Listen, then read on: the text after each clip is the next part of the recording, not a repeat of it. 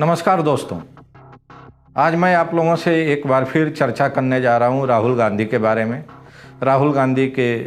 Political strategy के बारे में, उनकी सोच के बारे में, उनकी कार्यशैली के बारे में, उनकी कांग्रेस संगठन को बचाने को लेके जो जद्दोजहद चल रही है उसके बारे में। हम सब जानते हैं कि अभी भारत जोड़ो यात्रा शुरू होने के पहले तक देश में राहुल गांधी को लेके एक अलग तरह की छवि बनाई गई थी और कहा जा रहा था कि कांग्रेस पार्टी के विघटन के लिए, कांग्रेस पार्टी की बर्बादी के लिए, कांग्रेस पार्टी की दुर्दशा के लिए सिर्फ और सिर्फ राहुल गांधी जिम्मेदार हैं। और जो लोग पिछले 8 वर्षों में एक से एक कद्दावर नेता कांग्रेस पार्टी छोड़ के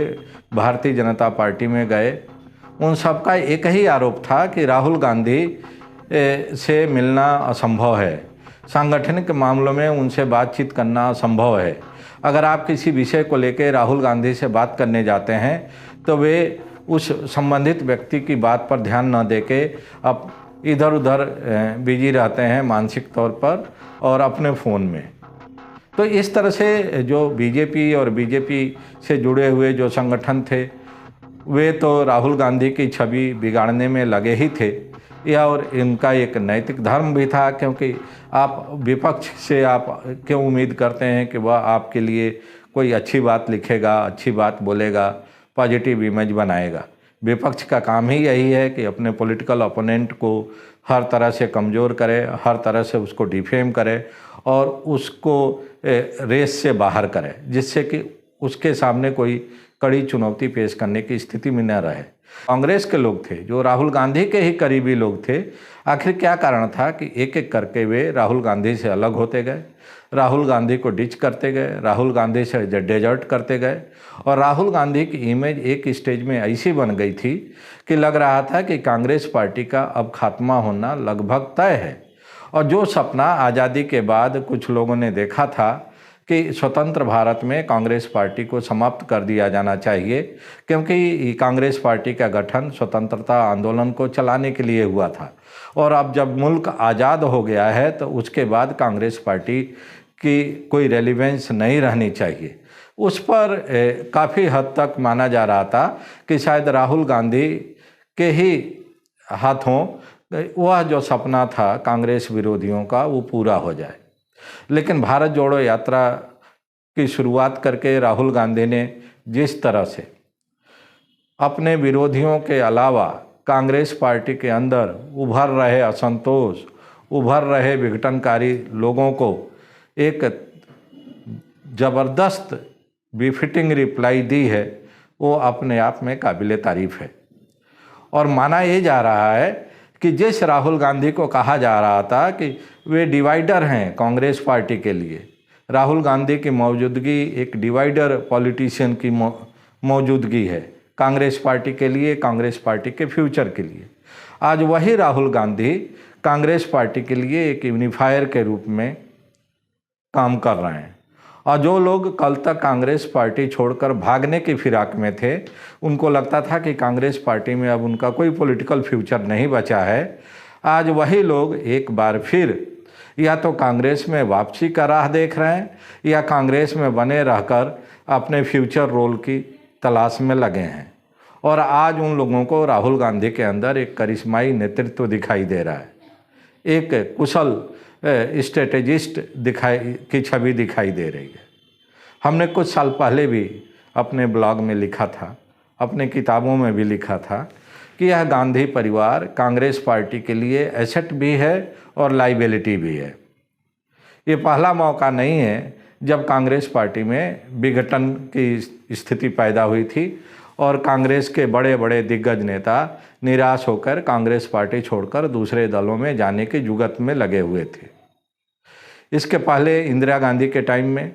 विघटन हो चुका था, राजीव गांधी के टाइम में विघटन हो चुका था। इंदिरा जी और राजीव जी के ज़माने में तो एकदम वर्टिकल स्प्लिट हुई थी पार्टी में, और उसके बाद जब पीवी नरसिंह राव का कार्यकाल खत्म हुआ और सीताराम केसरी कांग्रेस पार्टी के अध्यक्ष बनाए गए थे, तो उस समय भी पार्टी में एक बार फिर बिखराव पैदा हुआ था। और अर्जुन सिंह से लेके वरिष्ठ कांग्रेसी नेता नारायण दत्त तिवारी सब लोग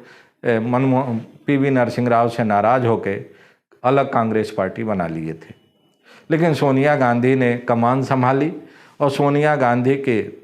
नेतृत्व के चलते, सोनिया गांधी के अपने स्ट्रेटजी के चलते धीरे धीरे कांग्रेस पार्टी फिर लामबंद हुई, एकजुट हुई और जो बिखराव था वह रुका और सोनिया गांधी के नेतृत्व में एक बार फिर 10 साल तक यूपीए की सत्ता रही। तो तब माना जाता था कि गांधी परिवार कांग्रेस पार्टी के लिए हमेशा संजीवनी का काम करता है। गांधी परिवार अलग अलग दौर में जहां एक तरफ लाइबिलिटी साबित होता है कांग्रेस संगठन के लिए, वहीं जब कांग्रेस पार्टी संकट में आती है तो उसके लिए संकट मोचक भी साबित होता है।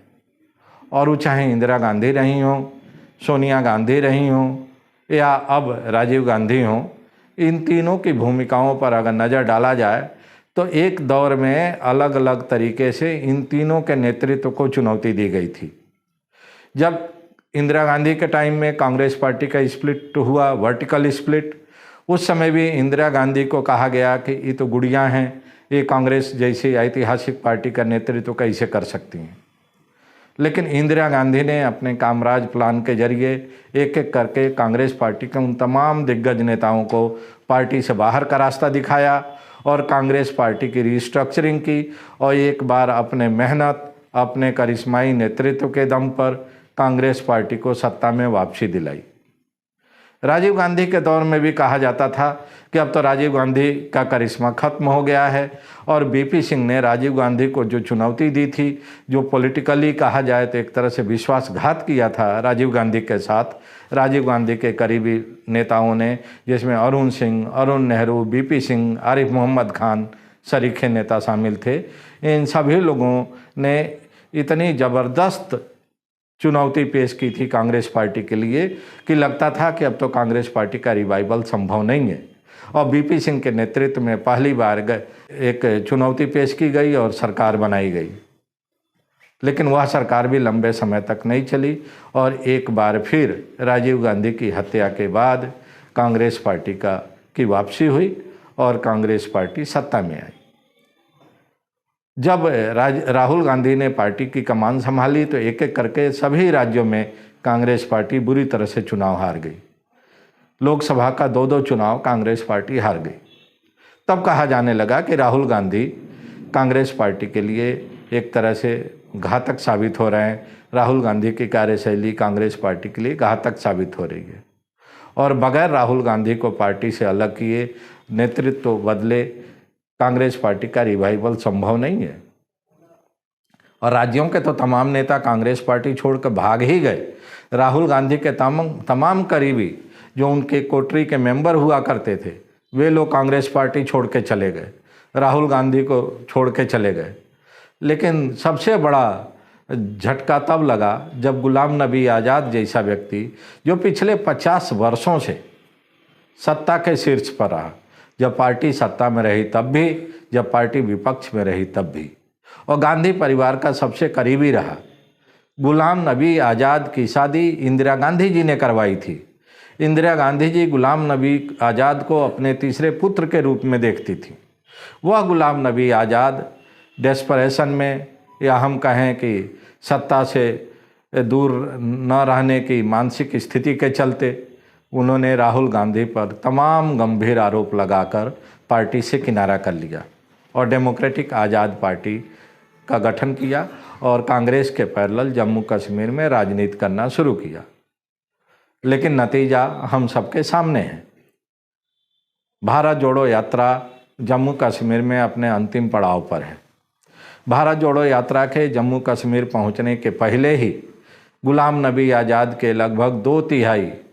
सीनियर नेताओं ने, जो उनकी पार्टी के पदाधिकारी थे, मेंबरान थे, उन लोगों ने कांग्रेस पार्टी में वापसी कर ली। अभी राहुल गांधी ने 2 दिन पहले जो बयान दिया है, वो बयान अपने आप में एक इंडिकेटर है कि अगर गुलाम नबी चाहते हैं तो उनकी भी भविष्य में कांग्रेस पार्टी में वापसी संभव है। इसलिए शायद राहुल गांधी ने अपनी तरफ से अपोलॉजी टेंडर की है और कहा है कि अगर गुलाम नबी आज़ाद जी को हम लोगों के किसी बयान से, फैसले से उनको हर्ट हुआ है तो हम लोग उसके लिए क्षमा प्रार्थी हैं। ये राजनीति में एक अपने आप में संकेत है उस गुलाम नबी आज़ाद के लिए जो कि लगभग 5 दशक तक गांधी परिवार के लॉयलिस्ट रहे, सत्ता के शीर्ष पर बने रहे, गांधी परिवार के कुछ चुनिंदा गिने चुने लोगों में एक थे और उनकी हैसियत गांधी परिवार में इंदिरा जी के एक तीसरे बेटे के रूप में थी। तो माना जाए कि शायद इस भारत जोड़ो यात्रा के समापन होते होते शायद गुलाम नबी आज़ाद की तरफ से भी एक बार और पहल आए और कांग्रेस पार्टी में वापसी का रास्ता आसान हो जाए। और दूसरा, जो भारत जोड़ो यात्रा की कामयाबी रही है, उस कामयाबी के चलते कांग्रेस पार्टी को चुनावों में उसका कितना राजनीतिक लाभ मिलेगा, कितना वोट बैंक में कन्वर्ट होगा, यह जनसमर्थन जो राहुल गांधी को मिला है कन्याकुमारी से लेकर कश्मीर तक में, ये बता पाना तो अभी मुश्किल है, क्योंकि इलेक्शंस के दौरान और इलेक्शंस के समय तमाम फैक्टर्स काम करते हैं। पोल स्ट्रेटजी, इलेक्शन मैनेजमेंट, वर्कर्स की कमिटमेंट, सांगठनिक ताकत, ये तमाम फैक्टर होते हैं और आर्थिक संसाधन, जिसके चलते कि कोई भी पार्टी चुनाव जीतती है, और करिश्माई नेतृत्व। तो इसलिए अभी ये कहना कि जो कामयाबी राहुल गांधी की भारत जोड़ो यात्रा में देखने को मिल रही है वह कांग्रेस पार्टी को 2024 में केंद्र की सत्ता में वापसी करा सकती है, ये तो बहुत ही हाइपोथेटिकल जवाब होगा। लेकिन एक बात जरूर तय हो गया है कि जो कांग्रेस पार्टी अपने विघटन के दौर में पहुंच चुकी थी, जिस कांग्रेस पार्टी में बिखराव साफ तौर पर दिखाई दे रहा था, उस पर जरूर अंकुश लग गया है भारत जोड़ो यात्रा के चलते, राहुल गांधी की इस मौजूदा पर्सनालिटी के चलते। और जिस राहुल गांधी को लोग कहते थे कि कांग्रेस पार्टी के लिए विध्वंसक साबित होंगे, विनाशकारी साबित होंगे, वही राहुल गांधी आज कांग्रेस पार्टी के लिए, देश के करोड़ों कांग्रेस के कार्यकर्ताओं के लिए संकट मोचक की भूमिका में खड़े हो गए हैं। तो आज इतना ही, फिर हम आप लोगों से मुखातिब होंगे किसी अन्य पॉलिटिकल या कंटेम्प्रेरी इशू पर। तब तक के लिए धन्यवाद। Have a good day. Thank you.